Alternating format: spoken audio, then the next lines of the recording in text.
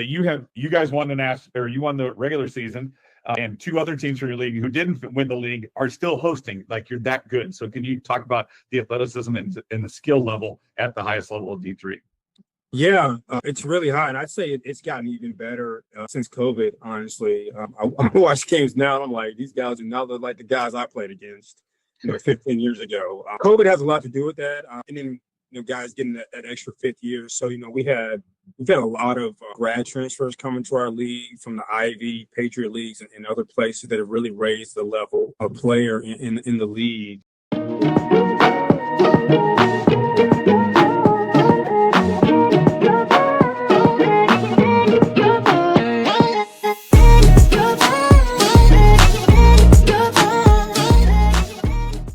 I do have to make a mention. You mentioned social media and how there could be a lot of misinformation on there that people kind of, believe.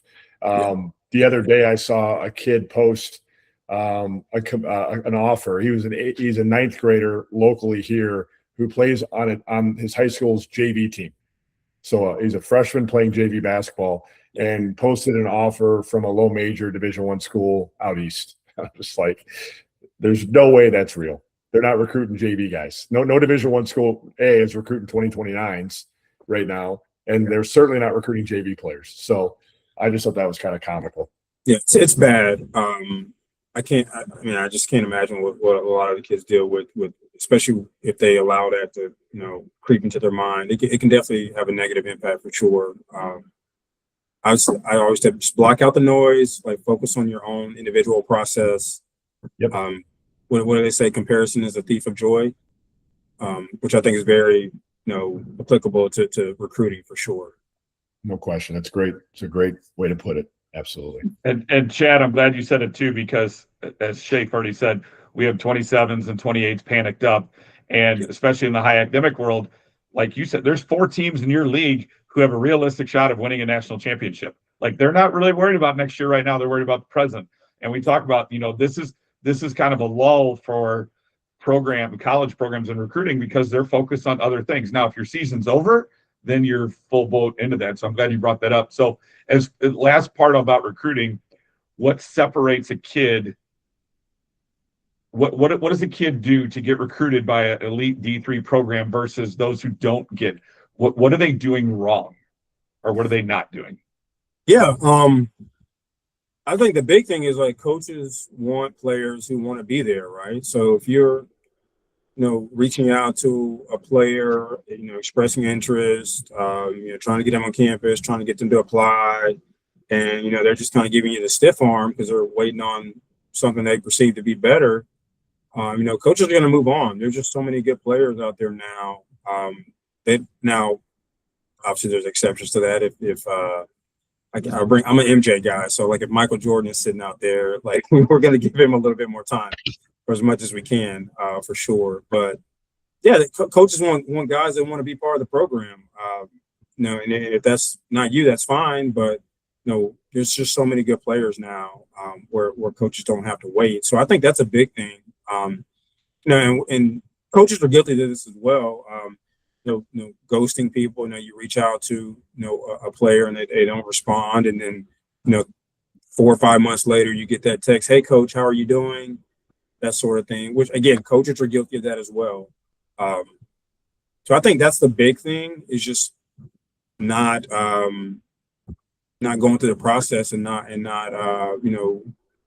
showing interest in that program. And I'll say another thing is just not going through the process itself. So again, with us having that early admissions deadline, if you even think that you might be interested in coming to an Emory, probably want to just apply, just so you have your application in, so that if things do quote unquote fall through with your Division I opportunities, we can at least revisit the conversation. But if you don't apply at all, there's nothing we can do.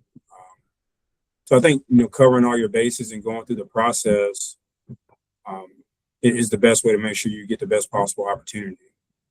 Yeah. With that application, Chad, academically, what kind of GPA and/or test score range does a serious Emory recruit typically need to have a chance to get in? this is probably one of the most common questions we get. There's no hard GPA requirement. What I usually tell folks is minimum 3.7, but with that, like what type of rigor do you have on your transcript? Meaning, are you taking AP classes if your school offers them? Are you in the IB program? Those sorts of things. If your school offers, 30 APs and you haven't taken any, our admissions office is going to flag that. So you got to challenge yourself academically. You got to have the rigor. We are test optional right now. So with that, though, that brings more scrutiny to your transcript, right? So if you don't have any test scores, then they're really going to scrutinize that transcript even more and make sure you have the rigor. But for a test score, I always say try to 30 or above on the ACT, 1300 or higher on the SAT is a good place to start. And you guys are admitting off unweighted GPA, correct? Yeah. And then the admissions office, they look at all that. But again, the big piece is the rigor. And just want to see that you're challenging yourself. So, a 4.0 with no rigor versus a 3.7 with a lot of rigor, that 3.7 is gonna look much better. Yeah. In the 4.0. No question. Dad, with that, what if you're a high school kid and you're at a smaller school and you don't have an opportunity for those AP classes and that rigor, and you are a 4.0 student, but they don't exist? Are you automatically dismissing that kid, or where does that kid go? No. What I would say is, or what we would say is that, you need to take the highest possible classes offered at your school. So if that's honors and gifted or, whatever categorization that they have at your school, that's what you should take. And you can challenge yourself that way. And then you may also want to, take the SAT, take the ACT, because that can potentially boost your application depending on how high your score is. Yeah, that's great advice. We tell kids all the time, like, it can only help you, it can't hurt you. You're not required to submit it. So yeah, it can only help you for sure. Yeah. So Chad, when you guys bring in, you guys talked about, you guys really try to build it with freshmen. You've been doing that. You've got a lot of high school kids that you're kind of building your program with freshmen. What's the biggest adjustment or the hardest adjustment for freshmen coming into Emory to have to deal with it from on the floor and off the floor? Yeah, on the floor, I think the most obvious is everybody's bigger, stronger, faster in college, right? The game's faster. You got to make quicker decisions. You don't have as much time to get your shot off, all those sorts of things.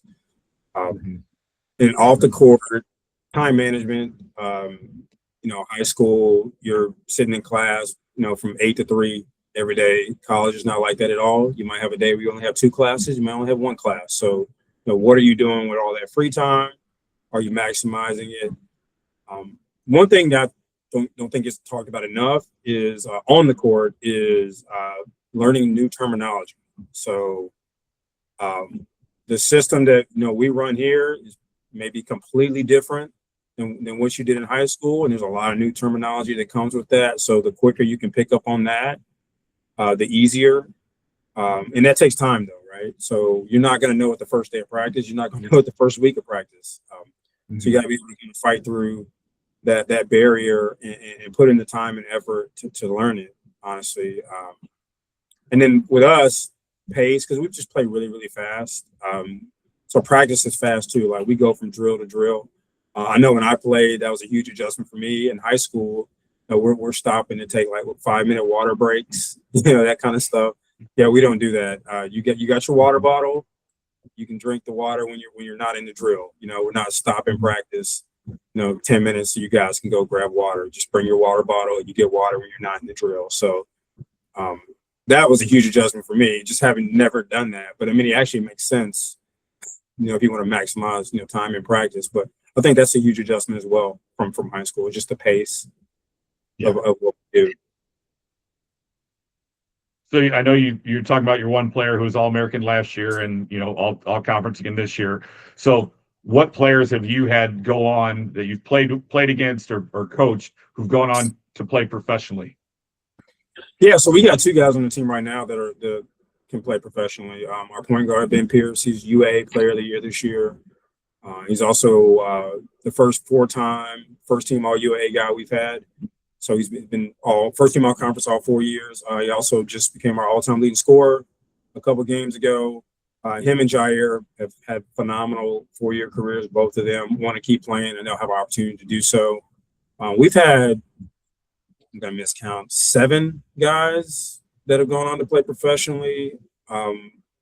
We had a guy, Matt Schneer, who graduated back in 2022, who had another year. He went and played at Lipscomb for a year. Had a great career here at Emory, and then had a great year at Lipscomb. So Ben and Jair will be the next guys that we have to play overseas. So he should be first team All-American this year, and he has a really strong case to be National Player of the Year as well. He's had a really, really great year. Yeah, we tell families all the time they're pros at every level. And that's, I mean, you've got 2 on your team right now. Yeah. And then speaking on that, our league, I think I mentioned, the guys that we've had transfer in. I mean, we've had guys transfer out too. Like we've got a guy at Iona, Toby Harris, who last time I looked, he was their second leading scorer. He played at Brandeis last year.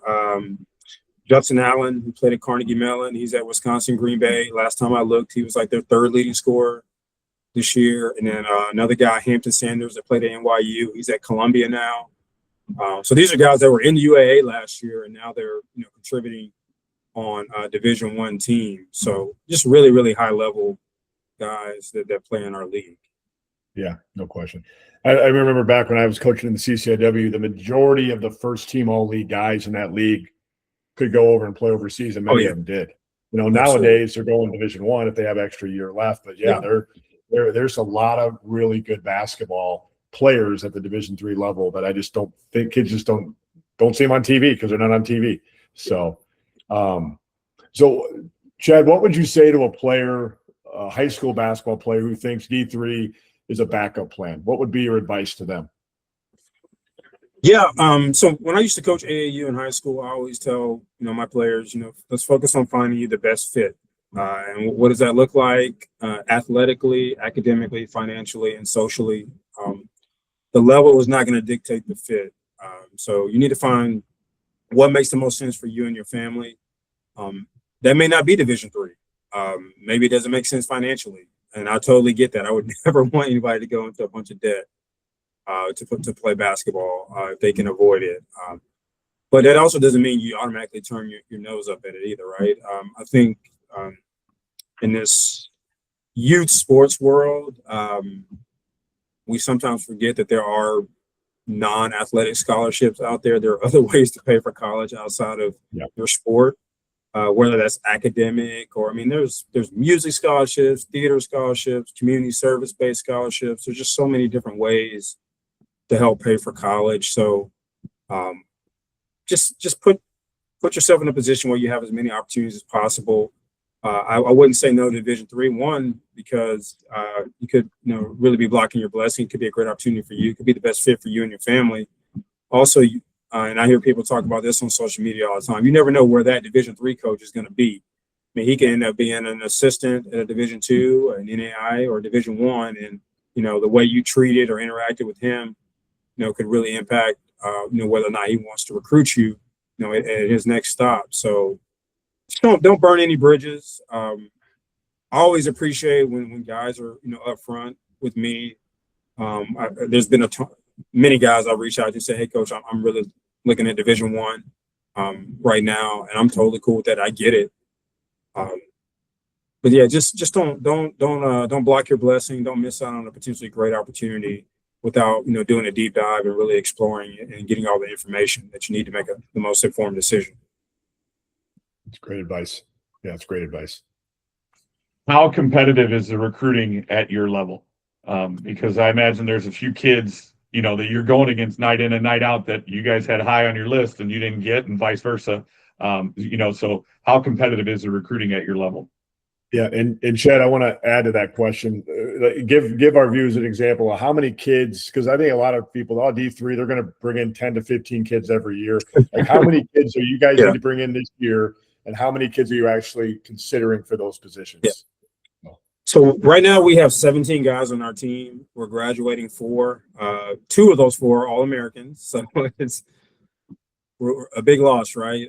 So we're essentially looking to bring in 4 with the possibility of bringing in 1 or 2 more. But yeah, our roster is going to be around that 17, 18 range year in and year out. So right now we've got 3 guys that are coming next year. So still trying to figure out the last, 1 to 2. And then, yeah, I mean, now there are programs that have, like JV developmental programs for sure. Mhm. So I definitely get that. And then, I encourage families, make sure you're doing your research, know which team you're being recruited for. Yeah. You typically know that by which coach is communicating with you. But you all can, just go on the school website and you can see what the plan is for you. So yeah, that's kind of what I would say. We're definitely not bringing in 10 to 15 guys every year. We don't have space for that. We don't have enough room in our locker room to bring in 10 to 15 guys every year. Yeah. How many kids typically on average do you recruit a year? If you need 4 guys, how many kids do you recruit to get 4? Yeah, I mean, a lot of times, we try to get the guys we really want. We try to get them to apply early decision 1. So we're really hard on them in the like the late summer and fall, trying to get them on campus, making sure they apply and so forth. So I'd say 15 to 20. Yeah. Yeah. But again, a lot of those guys, they gradually fall off the list because you do a deep dive into the transcript. Oh man, I don't think we can get him in.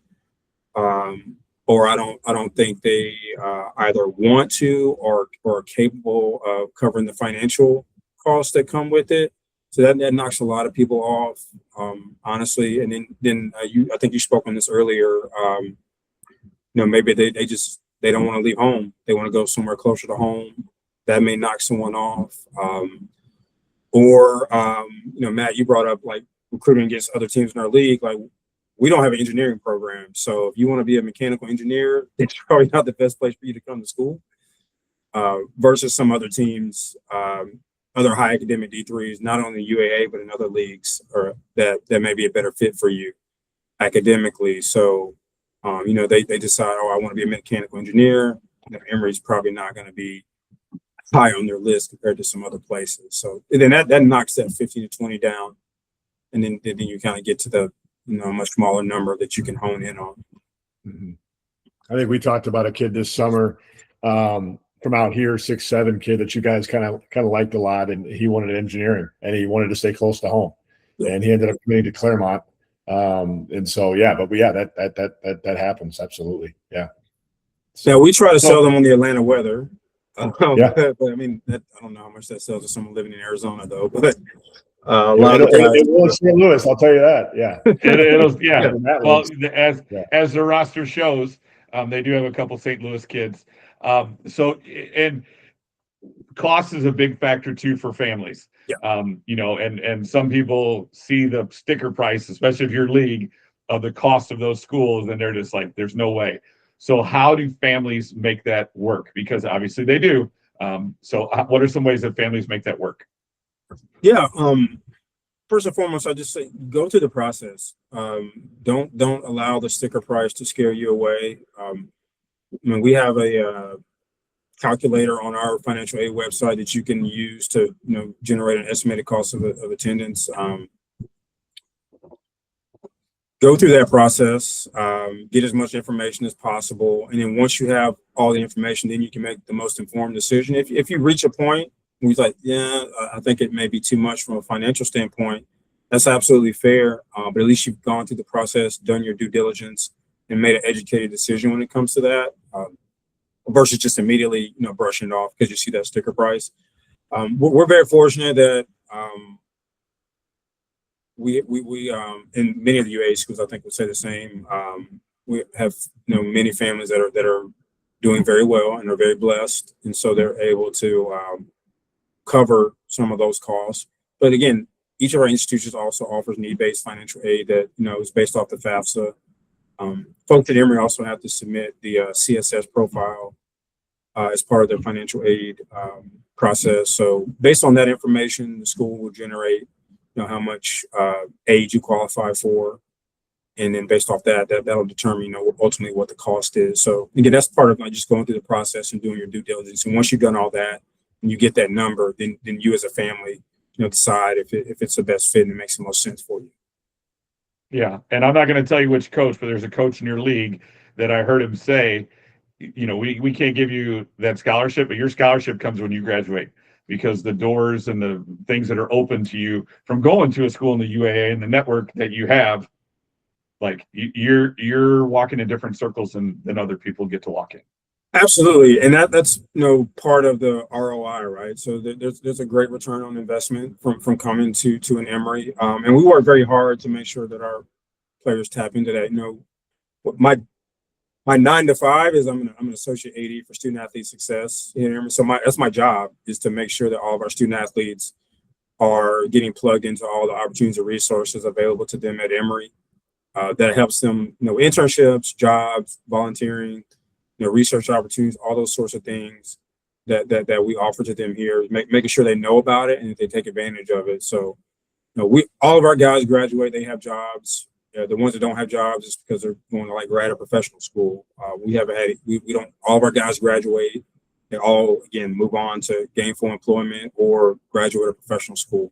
So that's not an issue at all for us. You don't have to worry about whether or not your son is going to graduate. And you also don't have to worry about whether or not he's going to get a good job or move on to grad or professional school. That's great. And to kind of wrap a bow on all this, I want to kind of just get into Emory a little bit, because obviously the topic for tonight's discussion was elite Division III basketball, and there's not been many programs throughout the country in the last 3 or 4 years that have been as elite, I could say last decade, that's been as elite as Emory. You guys have really built an impressive program. You guys are competing for national titles, and you're going to compete for one this year again. And so, Chad, what makes Emory basketball elite beyond just winning and losing? Yeah, I think it's the culture and the program that Coach Zimmerman has built. He's been here, I think this is year 19, I think. I know he started in 2007, so I think it's year 19.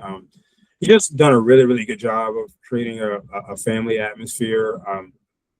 Our home games, we always have a bunch of alums there. They come and support the current guys. They come in the locker room after the game.